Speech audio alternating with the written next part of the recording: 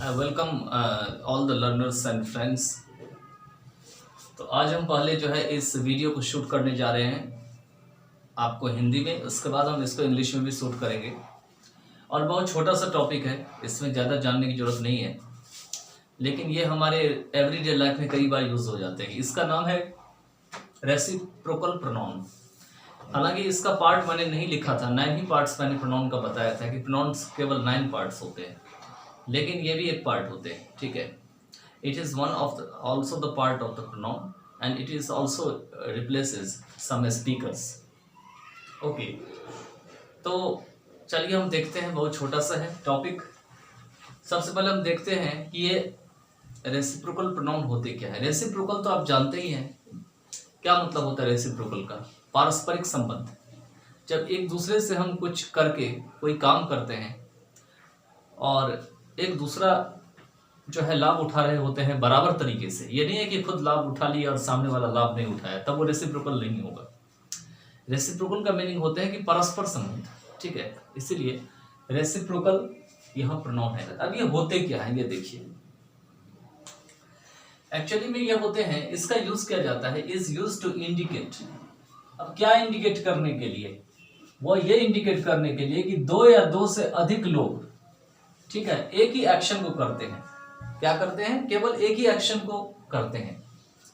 कुछ प्रकार के ऐसे एक्शन होते हैं with both receiving the benefits और कॉन्सिक्वेंसेस ऑफ दैट एक्शन, और दोनों का ही जो है, दो या दो से अधिक जो व्यक्ति जो इस तरह का काम करते हैं, उसको लाभ या फायदा या नुकसान या कोई भी काम का जो भरपाई होगा उसको वो बराबर तरीके से झेलेंगे। तो इसलिए कह रहे हैं with both receiving the benefits or consequences of that action simultaneously, और वो भी एक साथ। simultaneously means एक ही साथ।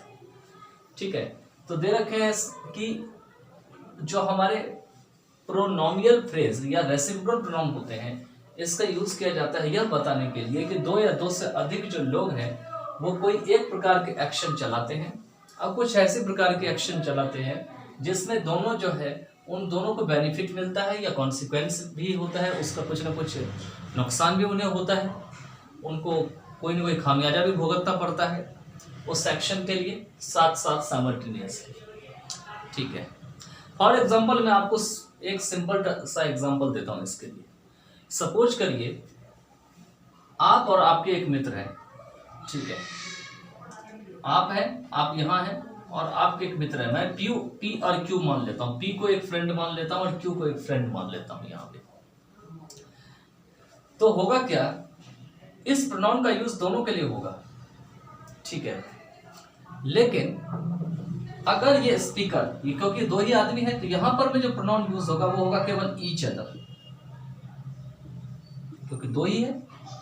लेकिन अगर मान के चलिए पी क्यू है और भी कोई व्यक्ति है यहाँ पर में, और भी बहुत सारे व्यक्ति हैं, तो वहां पे आएंगे वन एंड अदर।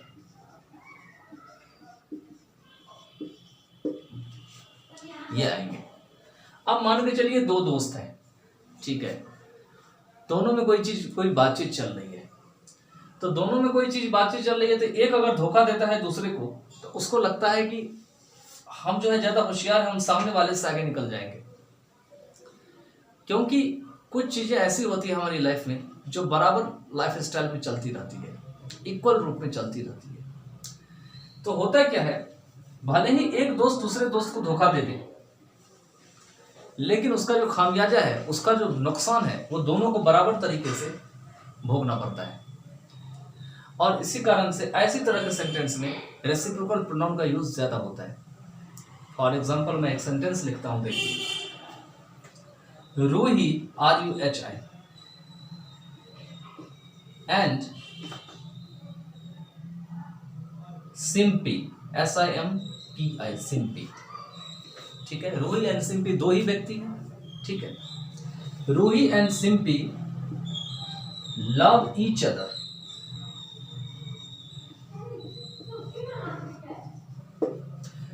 रूही और सिंपी जो है वो एक दूसरे को लव करते हैं।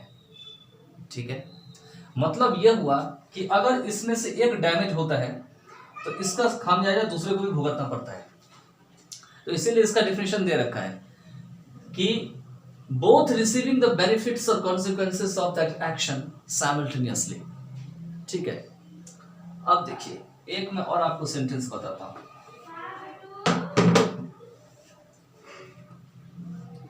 Rohan and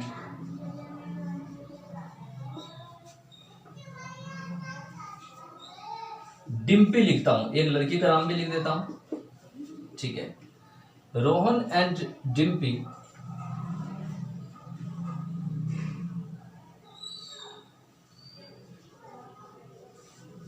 give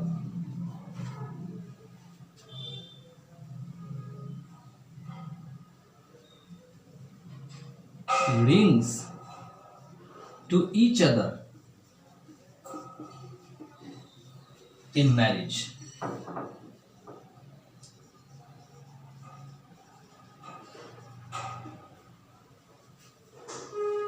Gave rings to each other in marriage या at marriage। अगर मैरिज बंद जगह पे हो रहा है तो इन लगेगा, अगर मैरिज खुली जगह पे हो रहा है तो एट लगेगा।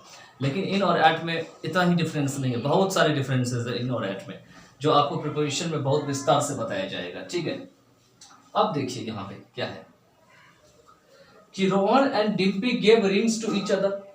क्या होता है कि जब हम सिंपल सेंटेंस ऐसे बनाते हैं कि Mohan and Dimpi gave rings, तो इससे यह पता चलता है कि मोहन और डिम्पी ने किसी दूसरे व्यक्ति को रिंग दे दिया, एक दूसरे को रिंग नहीं लेनी देनी किया।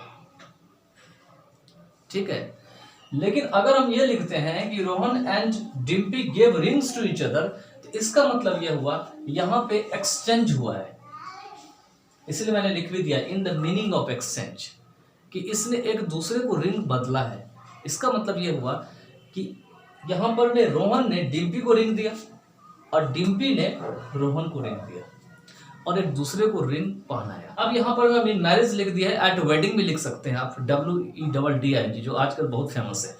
ठीक है, तो Rohan and Dimpi gave rings to each other. तो ये देख लिया कि केवल दो व्यक्ति के लिए जब आता है तब क्या लगाते हैं, ईच अदर, लेकिन दोनों को जो है बराबर तरीके से बेनिफिट्स होता है इसमें, या बराबर तरीके से दोनों को नुकसान भी होता है, तो ऐसी जगह पे हम ईच अदर का यूज करते हैं। अब हम चलते हैं मोर देन वन के ऊपर, मोर देन टू के ऊपर, सॉरी। तो देखते हैं मोर देन टू के लिए आपको वन एंड अदर का यूज होता है, काफी ज्यादा यूजफुल वर्ड है ये। ठीक है, फॉर एग्जांपल देखिए दे, दे क्या है, प्लूरल है। ठीक है, they talked, TALKED, talked about me one and other,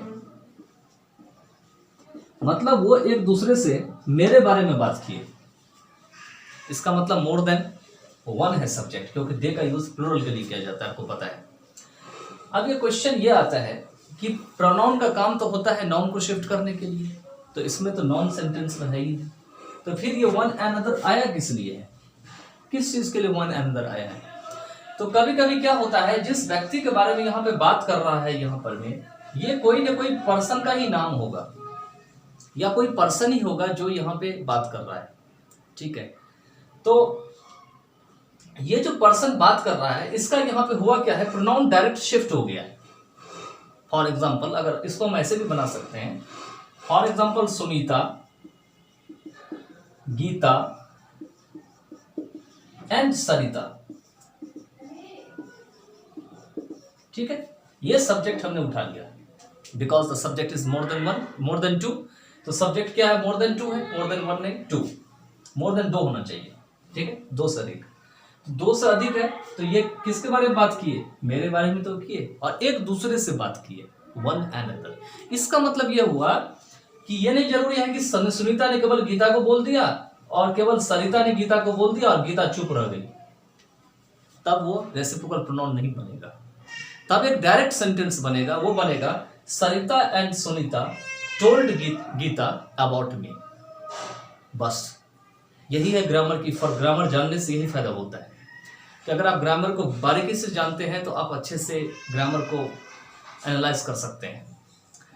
मतलब कि सुनीता ने गीता को बताई मेरे बारे में, सरिता ने गीता को बताई मेरे बारे में।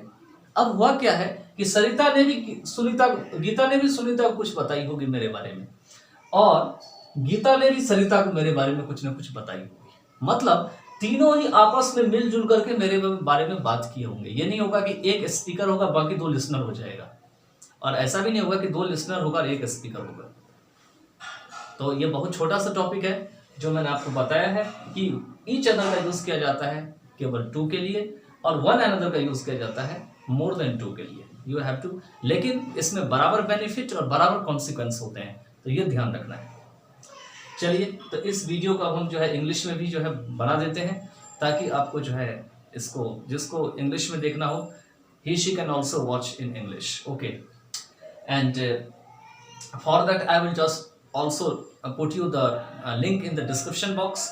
From there you can directly go to the channel and you can just watch there. Okay.